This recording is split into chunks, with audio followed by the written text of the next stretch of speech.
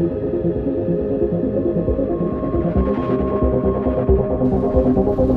are we doing, everybody? I know I've been away for the holidays. I've had some other things going on as well, but I am back doing a couple of reviews. In fact, shockingly, I'm going to be doing an Aquaman as well. But I wanted to talk quickly about Destroyer, which is with Nicole Kidman. I don't think it's been released yet, but I was able to see it at the ArcLight Dome in Hollywood the other day. And Nicole Kidman was there talking about it. So that was fun. So if you haven't heard about the movie, she has heavy makeup on, kind of like Charlize Theron did for Monster. So she has heavy makeup on where she's almost recognizable, and she's playing a detective with a very sordid past. I'm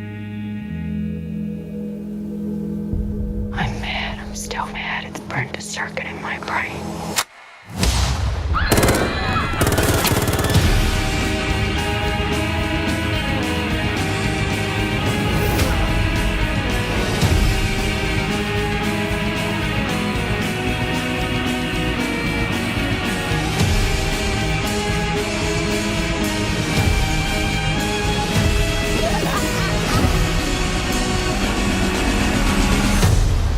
So Sebastian Stan is in it, who is Winter Soldier, and the guy playing Silas, Toby Kebbell, who was in Hurricane Heist. If anybody's seen that, I actually like that movie, but it's just a fun type of movie.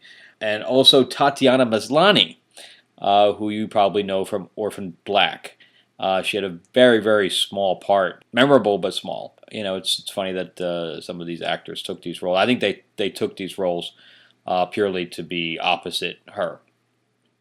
It was a low-budget film. She took the role not only because she liked it, but because she was supporting a female director. And the female director was Karen Kusama. So, I don't know if she knows this or not, but it's just as hard for men to get director credits as women at this point in time. But I appreciate the fact that she took this role for almost, I assume almost nothing, because I think the entire budget was like $10 million, and I think she normally gets a few million just by herself. So anyway, let's. I want to break it now to that little recording I did for her interview. Sort of discussed, and then she said, "Yeah, I'd love to make this with you." So that then led to, how do I play this character? And that was something that I said, do you really think I can do it? And she said yes, and then we sort of started exploring how I would behave, how I would look, all of the things that went into creating the performance. Yeah, because you said you were quite scared to take on this role. Was it her support that made you push through that fear? I mean, it was her, and it was the material, because it's so beautifully written. And we have one of the writers here tonight, Phil. Yeah, Phil, hey.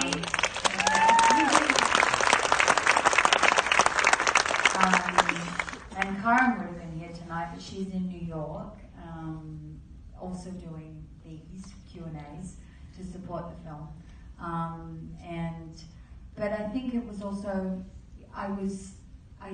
once a character sort of enters my psyche and my body, then it just starts to unfold, and then I lose my fear.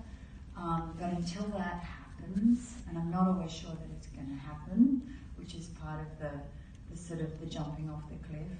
But when that happens, then it kind of all just starts to